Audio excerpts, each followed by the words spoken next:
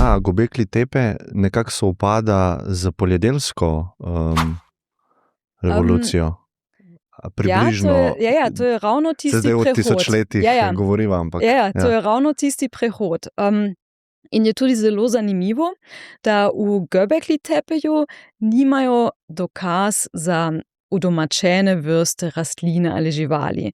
To pomeni, na tem najdišču so našli živalske kosti in ostanke rastline, ampak to so divje oblike. Torej, ljudje so bili že vedno lovci in nabiralci in so šli v okolici in so to lovili in nabrali.